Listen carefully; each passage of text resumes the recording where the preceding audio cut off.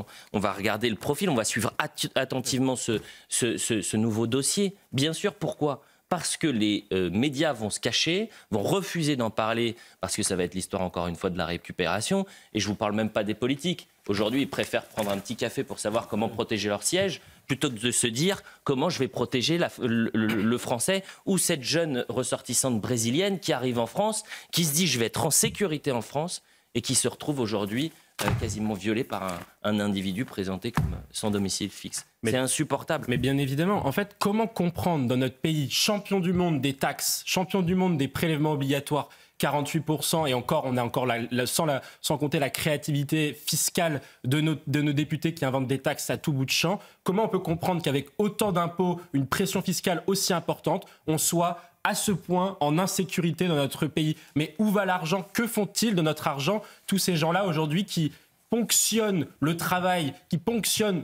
le fameux Nicolas qui paye et qui ensuite après n'assurent pas de service public, tant en qualité mais également aussi en quantité, et en plus qui financent des gens qui crachent sur la police. Parce que tout à l'heure, vous parlez d'associations féministes.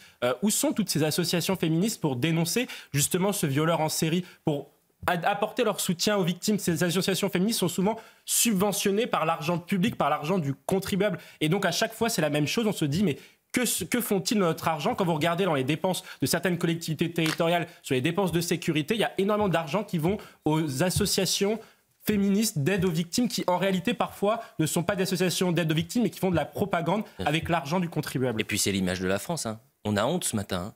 Regardez les Français, mais ils ont oublié. Il y a des sujets à réguler en Europe quand même. L'immigration, par exemple, l'insécurité, le narcotrafic, etc.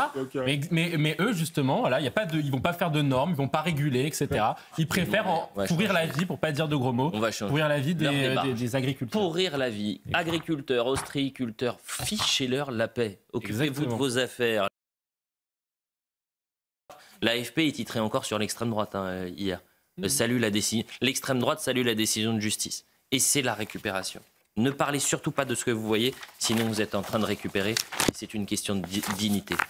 Parce que vous avez aujourd'hui dans notre pays des forces politiques, des forces même associatives, des forces dans la société qui privilégient davantage les conditions de vie des délinquants, des criminels, plutôt que la protection des victimes. Et c'est ça le vrai problème. Et ensuite, après, pour revenir sur le fond de cette affaire du meurtre de Lola, effectivement, si les OQTF étaient 100% appliqués, promesse d'Emmanuel Macron en 2017, lors de son élection présidentielle, alors il n'y aurait pas de Lola. Mais le problème, c'est que vous avez une politique publique qui affiche un taux d'exécution de 7%. Je ne sais pas si les gens s'imaginent, mais 7% de taux de réussite, c'est quelque chose qui est catastrophique, qui est un délitement total, parce que justement, on a un président de la République, parce que l'exécution des OQTF dépend essentiellement de la diplomatie migratoire, donc de la capacité à obtenir des laissez-passer consulaires. On a un président de la République qui, aujourd'hui, désolé de le dire, s'est fait marcher dessus par l'Algérie, s'est fait marcher dessus par des pays du Maghreb, s'est fait marcher dessus même par les Comores, parce qu'on a aussi les mêmes problèmes